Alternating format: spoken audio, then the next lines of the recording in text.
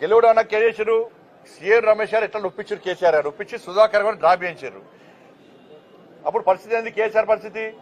కేసీఆర్ కొడుకు పరిస్థితి ముడతల shirt, rubber చెప్పులు, ఆ ఫోటో చూసినాం అయితే అది. అప్పుడు సీఎం రమేష్ గారే ఆర్థిక సాయం చేసిండు.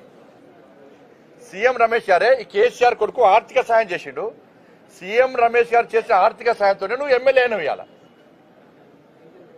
ఇది ఫ్యాక్ట్. ఇది బీఆర్ఎస్ నడుపుకోలేని స్థితిలో నువ్వు బీజేపీలో విలీనం చేద్దామనుకున్నావు. నరేంద్ర మోడీ గారు నిజామాబాద్ సభ వేదికగా క్లారిటీ ఇచ్చిండు. కేసీఆర్ గారు నారుకొచ్చిండు, నాకు ఆరోగ్యం బాగలేదు, నా కొడుకును ముఖ్యమంత్రి చేస్తా అని చెప్పన్నాడు. నేను క్లియర్గా మాది వారసత్వ రాజకీయాలకు మేము వ్యతిరేకం, మేము ఎట్టి బస్లో దాన్ని సహించము, మేము సపోర్ట్ చేయమని చెప్పి నరేంద్ర మోడీ గారు క్లారిటీగా చెప్పిండు. ఆ రోజు చెప్పిండు, బహిరంగ సభ వేదికగా చెప్పిండు. మేము మొదటి సీఎం రమేష్ గారికి అదే చెప్పారు. ఎందుకంటే వారసత్వ రాజకీయాలకు వ్యతిరేకం, మేము అవినీతికి వ్యతిరేకం. ఇవాళ బీఆర్ఎస్ పార్టీ ఏంది? ఎవరి పార్టీ బీఆర్ఎస్? బిడ్డ, కొడుకు, అల్లుడు, ఇంకా సరగుడు కొడుకు, తండ్రి, వీళ్ళ పార్టీ బీఆర్ఎస్ పార్టీ. ఎట్లా ఒప్పుకుంటాం మేము? దేశంలో కాంగ్రెస్ పార్టీ యొక్క వారసత్వ రాజకీయాల వ్యతిరేకంగా మేము ఫైట్ చేస్తున్నాం మేము. కాబట్టి నేను మళ్ళీ చెప్తున్నాను, మళ్ళీ పూర్తిగా అవినీతి కూరుకుపోయింది ఇవాళ బీఆర్ఎస్ పార్టీ. మరి సీఎం రమేష్ గారు మాట్లాడిన దానికి ఇలా కేసీఆర్ కొడుకు సమాధానం చెప్పాలి.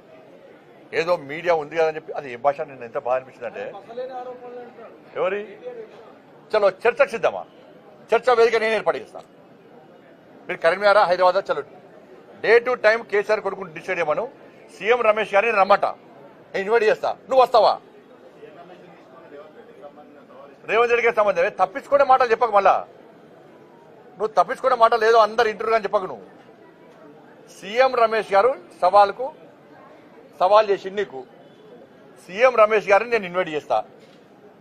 కరీంనగర్ వేదికనా, హైదరాబాద్ వేదికనా, చర్చకు నువ్వు సిద్ధమా? ఆయన చెప్పినటువంటి అనేక విషయాల మీద చర్చకు నువ్వు సిద్ధమా? పాపం సీఎం రమేష్ గారికి కేసీఆర్ కొడుకు నాస్తి కూడా తెలియదు. అందుకే నువ్వు నవీనవో దేవుడు అంటే నేను ఫోన్ చేసిన నిన్న అన్న, నువ్వు అట్లా వెంటకే దేవుడిని ఒట్టు పెడతానని ఆస్తి కూడా దేవుడు నమ్మ నాస్తి కూడా చెప్పిన. చర్చకు సిద్ధమా కేసీఆర్ కొడుకు? చెప్పు. వేదిక మేము ఏర్పాటు చేస్తాం.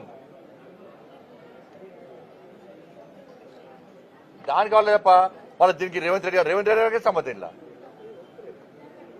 ఆ భాష ఏందన్నా, నిన్న ప్రభుత్వం చాతకంతనం, ముఖ్యమంత్రి ఎవరన్నా కానీ అన్న, అరే హౌలే అట, అరే హౌలే.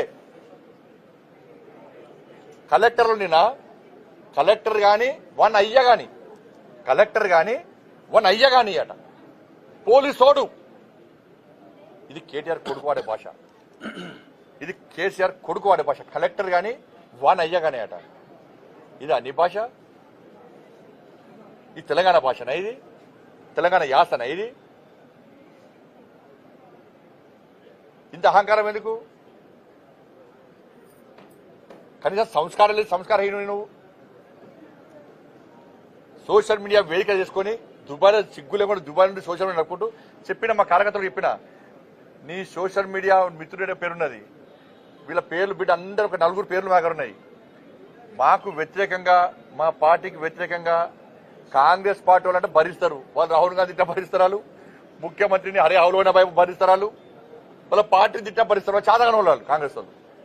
కానీ నరేంద్ర మోడీ గారిని కానీ, మా ప్రభుత్వాన్ని కానీ, మా పార్టీ నాయకుల బిడ్డ ఇంకొకసారి ఆ స్క్రైబు ఈ స్క్రైబ్ పేరుతో మాట్లాడే ప్రయత్నం చేస్తే పక్కా దాడులు గ్యారెంటీ జరుగుతాయి. పక్క నేను హోమ్ మినిస్టర్ చెప్పొద్దు, కానీ నీ అరాచకం పెరిగిపోతుంది. దాదాపు 100 సోషల్ యూట్యూబ్ ఛానల్ పెట్టుకొని అడ్డాదారుగా సంపాదించిన పైసలు వాళ్ళకి వెచ్చించి వాటి ద్వారా ఏదో చేయాలని చూస్తున్నావు. ఏం కాదు, దాంతో చేస్తున్నావు. అధికారానికి వచ్చినావా? ఉన్న సీట్లు వీకినేని నేను మా కార్యకర్తలు కూడా చెప్తున్నాను. ఈ కేసీఆర్ కొడుకు యూట్యూబ్ ఛానల్ వేదికగా తప్పుడు వ్యాఖ్యలు చేస్తున్నాడు, తప్పుడు ప్రచారం చేస్తున్నాడు. ఎక్కడికక్కడ అడ్డుకోని, దొరికిన అడ్డుకోని, చలో కేసులు అయితే కేసులు అని. అరే మోడీ గారు మీ ఇష్టం వ్యాఖ్యలు చేస్తారు. హోమ్ మినిస్టర్ చెప్పొద్దు నేను, కానీ నువ్వు నీ హద్దు మీరిపోతున్నావు.